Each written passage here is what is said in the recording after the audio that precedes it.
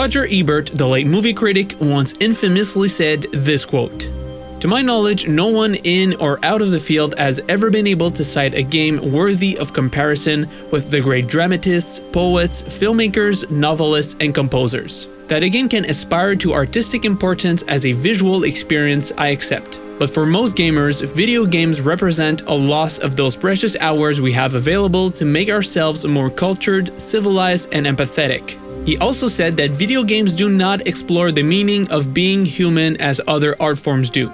Now, as much as I can respect the man, he obviously has absolutely no idea what he's talking about here. Because as we all know, in 2021, games don't even need to prove themselves anymore. BioShock, The Last of Us, Red Dead Redemption, The Witcher 3, God of War, all these games are very much about the human experience, even if some of them deal with monsters and dragons. They talk about love, forgiveness, politics, religion, family, and so much more. But even then, I think it's kind of weird to limit art to those specific features because as much as I love going to the museum to look at paintings, the Mona Lisa doesn't tell me what it means to be a dad or how to live with depression. On top of that, I don't even believe games need to be about the human experience to be called art. Some games can just offer intricate presentations or clever gameplay design to evoke something in the player, no matter what that thing is. And that's what art is, according to the general definition. It's a diverse range of human activities involving creative imagination to express technical proficiency, beauty, emotional power, or conceptual ideas. To be fair, when Roger Ebert said that quote, which was in 2005, it was before all the games I mentioned were a thing. But if we take a look at the releases of that year, it becomes overwhelmingly clear that the man didn't touch a single game that came out before saying what he said. Resident Evil 4 and F.E.A.R were much better horror experiences than any movie that came out that year, and Shadow of the Colossus was, well, I don't even need to finish that sentence, this game is a freaking masterpiece. With all that being said, there is a type of game that simply doesn't want to be art. Those games want to be entertainment more than anything else. It's like going to a theme park, and that is perfectly fine. I mean, I love theme parks, but I think it's important that we do a distinction between the two. In our current day and age, these types of games seem to share one thing in common: multiplayer. And recently, the thing that unites most of them seems to be live service. I'm talking Fortnite, Warzone, Destiny, you get the idea. But what is a live service game exactly? Simply put, live service games are a service that a development company creates to attract players and keep them interested. When a development company decides to take the leap of sticking with their creation for years and years, this is when the game becomes a live service.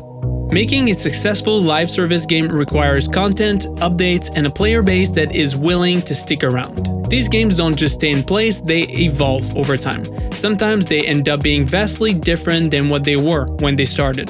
So the general idea behind these games is that instead of releasing sequels, developers constantly update them with new content. They're kind of a lazy escape. I don't like saying lazy because developers still have to make this new content, but let's be honest here, it's much less difficult to create a new map in Fortnite than to make a brand new game from scratch. It's also important to specify that a lot of these are free to play but implement some sort of microtransactions in the shape of in-game currency or straight up DLCs and expansions. Live service games basically want you, the player, to try them out for free, become addicted to their gameplay loops and reward systems, keep you in as long as possible in the hope that someday you will flinch and end up buying extra content. Basically, instead of going to a museum, you're going to a casino. Why do you think drinks are free in Vegas casinos? This is exactly the same concept at work. The free game is the drink. It's the smokescreen hiding the fact that you are actually gambling and actively spending money on game content. Now, personally, I don't have that big of a problem with these types of games. In fact, I spent quite a lot of time in Destiny 2.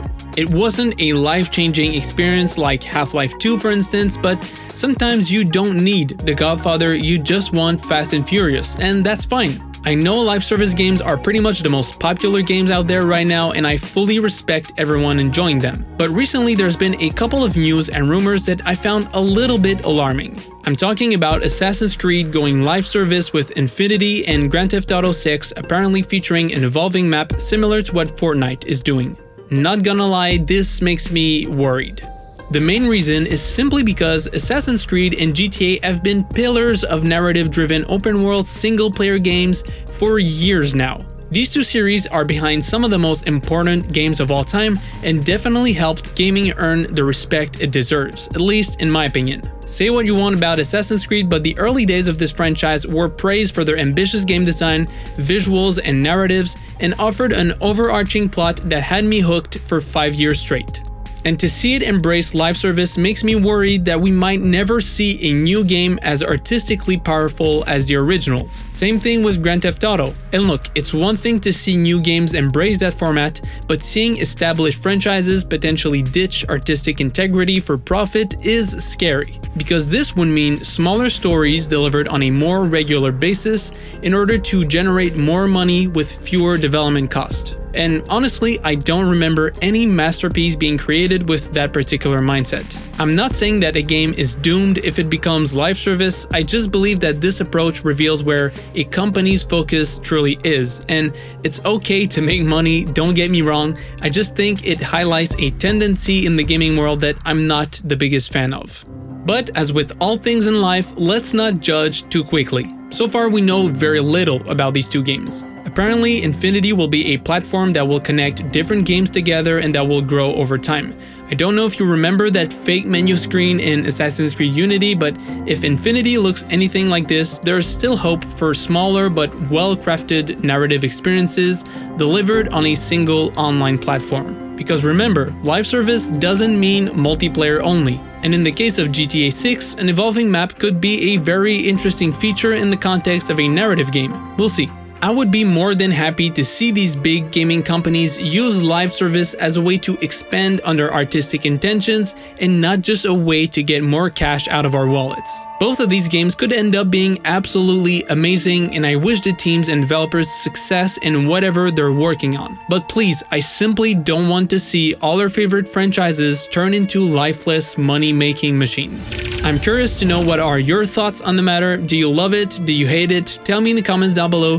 What do you think about live service games? If you enjoyed the video, please drop a like and subscribe if you're new. I would really appreciate it.